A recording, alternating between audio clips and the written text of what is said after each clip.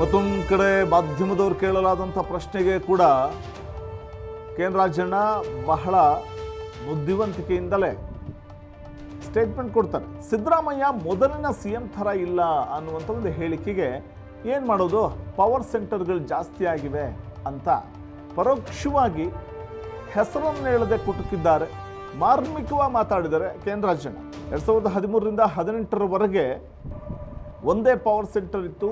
ಈಗ 1, 2, 3 ಲೆಕ್ಕ ಎಷ್ಟಾದರೂ ಹಾಕ್ಕೊಳ್ಳಿ. 2013ರಲ್ಲಿ CM ಸಿದ್ದರಾಮಯ್ಯಗೆ ಯಾವ ಒತ್ತಡವೂ ಇರಲಿಲ್ಲ. ಆದರೆ ಈಗ ಪವರ್ ಸೆಂಟರ್ ಜಾಸ್ತಿ ಆಗಿದ್ದರಿಂದ ಜಂಜಾಟ ಹೆಚ್ಚಾಗಿದೆ ಅಂದಿದ್ದಾರೆ. ಪವರ್ ಸೆಂಟರ್ಗಳು ಜಾಸ್ತಿ ಆಗಿವೆ ಅಂತ ಹೇಳಿರುವಂಥದ್ದು ಇದೆಲ್ಲವನ್ನು ಕೂಡ ನೋಡಿದಾಗ ಕೆ.ಎನ್. ರಾಜಣ್ಣ ಯಾರನ್ನು ಗುರಿಯಾಗಿಟ್ಕೊಂಡು ಹೇಳಿದ್ರು, ಈಗ 1, 2, 3 ಲೆಕ್ಕ ಎಷ್ಟಾದರೂ ಹಾಕ್ಕೊಳ್ಳಿ.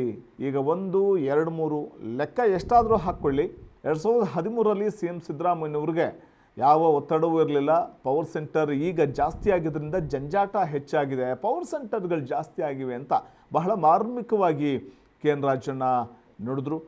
ಅವರ ಈ ಒಂದು ಹೇಳಿಕೆ ಯಾರನ್ನ ಗುರಿಯಾಗಿಸ್ಕೊಂಡು ಅವರು ಮಾತಾಡಿರಬಹುದು ಅಂತಲೇ ಅಂದಾಜಿಸಬಹುದಾಗಿದೆ.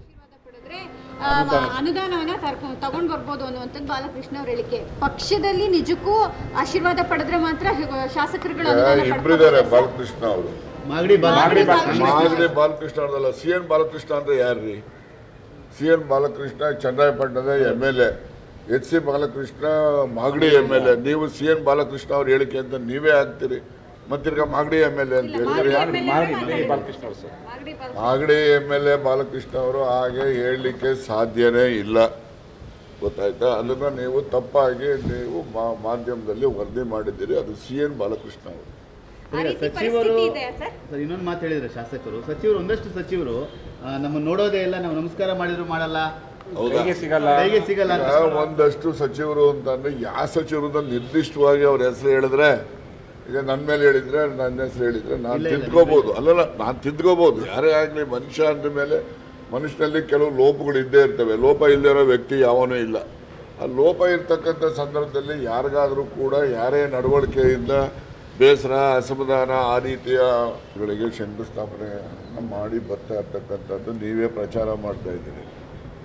ಈ ಶಂಕುಸ್ಥಾಪನೆ ಮಾಡಿ ಅಭಿವೃದ್ಧಿ ಕಾರ್ಯಗಳಿಗೆ ಚಾಲನೆ ಕೊಡ್ತಾ ಇರೋದು ದುಡ್ಡು ಇಲ್ಲದೇ ಇದ್ರೆ ಕೊಡೋಕ್ಕಾಗ್ತದ? ಮಂಜೂರಾತಿ ಇಲ್ಲದೇ ಇದ್ರೆ ಹೋಗಿ ಅಲ್ಲಿ ಚಾಲನೆ ಕೊಡ್ತಾರ? ಅದರಿಂದ ಸುಮ್ಮನೆ ಹೇಳ್ತಾರೆ ಇರ್ಬೋದು. ಅವ್ರ ನಿರೀಕ್ಷೆಗೆ ತಕ್ಕಂತೆ ಅನುದಾನ ದೊರೆತಿಲ್ಲ ಅಂತಕ್ಕಂಥದ್ದು ಅವ್ರದ್ದೆಲ್ಲ ಬಹಳಷ್ಟು ಜನ ಶಾಸಕರದ್ದು ಇದೆ, ಭಾಳಷ್ಟು ಜನ ಎಲ್ಲರಲ್ಲೂ ಕೂಡ ಇದೆ, ಕಾರ್ಯಕರ್ತರು ಕೂಡ ಇದ್ದಾರೆ. ಸೊ ಹೀಗಾಗಿ ಈ ಗ್ಯಾರಂಟಿಗಳು ಇದೆಲ್ಲ ನಾವು ಜಾರಿ ಮಾಡ್ತಕ್ಕಂಥ ಸಂದರ್ಭದಲ್ಲಿ ಆರ್ಥಿಕ ಹೊರೆ ಸರ್ಕಾರದ ಮೇಲೆ ಹೆಚ್ಚು ಇದೆ.